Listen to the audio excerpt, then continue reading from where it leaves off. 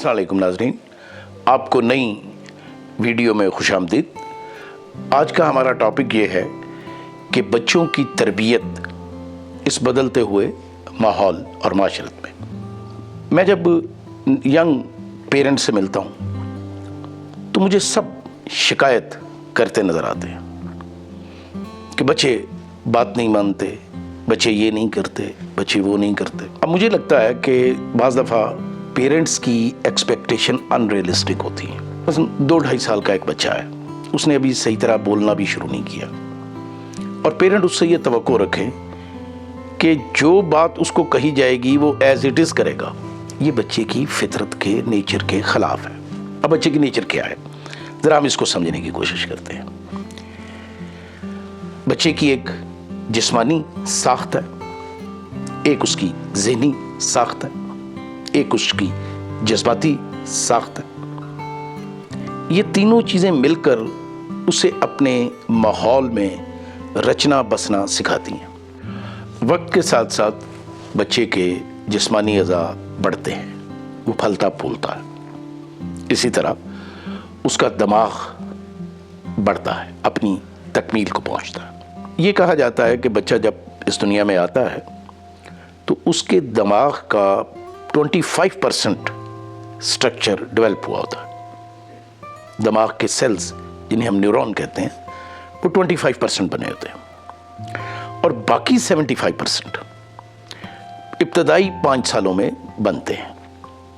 यानी आप कह लें, सादा लफ्ज़ों में कह लें कि दिमाग का एक हिस्सा बना होता है, 3 हिस्से भी बनने वाले होते हैं। और ये दिमाग का वो हिस्सा है जिसे हम फोर ब्रेन कहते हैं, ह्यूमन ब्रेन कहते हैं, जिसमें तमाम कॉग्निटिव प्रोसेसेस, दिमागी अमराज वकूफ़ पज़ीर होते हैं। वेरी सिंपल ये है कि छोटे बच्चे आपकी बातों को पूरी तरह समझने की पोजीशन में ही नहीं होते। ये मरहला उन पर रफ्ता रफ्ता आता है। वो बहुत सी बातें करते हैं, बहुत से लफ्ज़ बोलते हैं, आप खुश हो जाते हैं, लेकिन वो इमिटेशन में बोल रहे होते हैं, नकल में बोल रहे होते हैं। जो कुछ उनके सामने हो रहा होता है उसको दोहरा रहे होते हैं। अब जब तक उनको उनमें चीज़ों को कॉग्निटिवली समझने की एबिलिटी नहीं आती, उनसे ये तवक्को रखना कि वो पेरेंट्स की सारी बातों को एज इट इज़ समझेंगे, ये थोड़ा सा गैर हकीकी है। हकीकी क्या है फिर?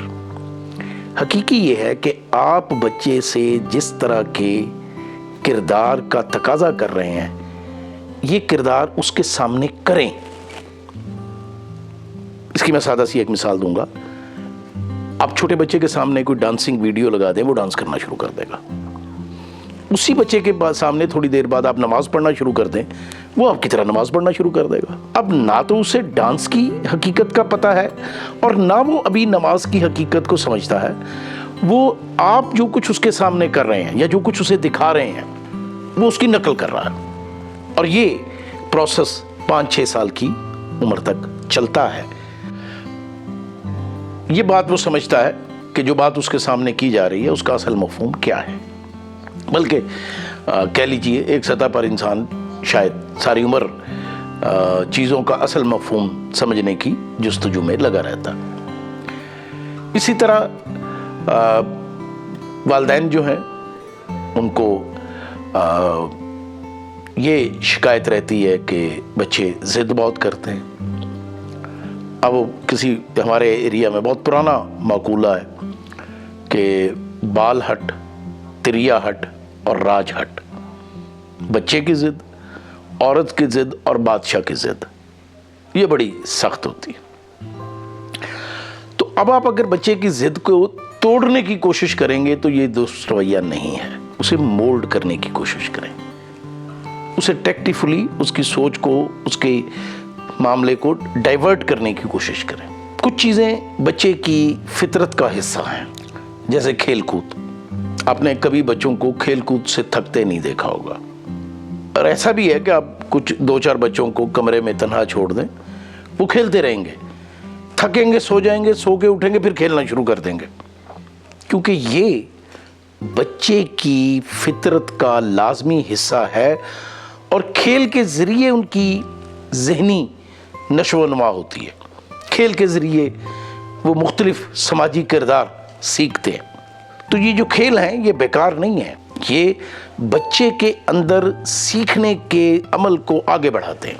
اچھا, پھر اس میں یہ بھی یاد رکھیے کہ بہت ضروری نہیں کہ آپ بچے کے لیے بہت مہنگے کھلونے خرید کے لائیں تبھی وہ کھیل سے فائدہ لے سکتا ہے. ہو سکتا ہے ایک آدمی اپنے بچے کے لیے 5-7 ہزار کی باربی ڈال لا سکتا ہو سکتا ہے ایک آدمی 200-400 روپے کی گڑیا لے کے آ سکتا ہو, اور یہ بھی ممکن ہے کہ کسی گھر میں اتنی ہمت پیسے نہ ہوں تو وہ کوئی کپڑوں کی گڑیا سوئی دھاگے سے بنا لے. ایک بات یاد رکھیے, جہاں تک بچے کی ذہنی نشو و نما کا تعلق ہے, وہ مہنگی ترین گڑیا اور یہ سستی ترین گڑیا, اس کا کردار ایک ہی ہے. مجھے یاد ہے ہمارے بچپن میں کپڑے کے کھدو بنایا کرتے تھے, بال کی طرح کی چیزیں, بچے ان سے کھیلتے تھے. ٹاکیاں جو ہوتی ہیں, چھوٹے چھوٹے کپڑے جو فالتو ہوتے ہیں, بڑا سوٹ سیا اس میں سے کچھ ہی تو اس کو گول کر لیا, اس کو دھاگے سے باندھ دیا, بچے ان سے کھیلا کرتے تھے. یہ یاد رکھیے کہ یہ چھوٹے چھوٹے عام گھریلو چیزیں بچے کی ذہنی ڈیولپمنٹ میں, ایموشنل ڈیولپمنٹ میں وہی کردار ادا کرتی ہیں جو مہنگی ترین چیزیں کرتی ہیں. تو آپ کو اس بات پہ پشیمان ہونے کی ضرورت نہیں ہے کہ آپ اپنے بچوں کو مہنگے کھلونے نہیں دے سکتے. ہاں, ہمارے یہاں چونکہ سوشل کمپٹیشن بہت ہوتا ہے کہ اگر ایک بہن بھائی نے یہ لا کے دیا ہے تو دوسرے بہن بھائی پہ پریشر آ جاتا ہے, وہ ایک الگ بات ہے. لیکن جہاں تک بچوں کی نشو و نما کا تعلق ہے اس میں یہ چیزیں ایک اہم رول پلے کرتی ہیں. اسی طرح بچے دوسرے بچوں کو دیکھ کے ضد کرتے ہیں کہ ہم نے یہ لینا ہے, ہم نے وہ لینا ہے.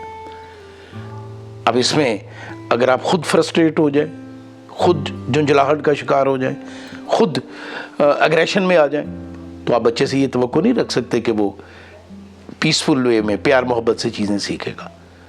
وہ یہی سیکھے گا کہ اپنی بات منوانے کے لیے غصہ ضروری ہے, جھنجھلاہٹ ضروری ہے, اگریشن ضروری ہے. تو ایک سادہ سی بات, بچہ آپ کی باتوں سے نہیں سیکھتا, آپ کے عمل سے سیکھتا ہے.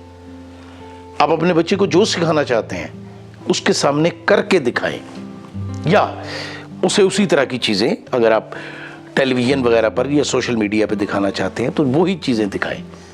تو آپ دیکھیں گے کہ بچہ جو دیکھ رہا ہے رفتہ رفتہ وہ باتیں اس کے کردار کا, اس کے بیہیویئر کا حصہ بنتی جائیں گی.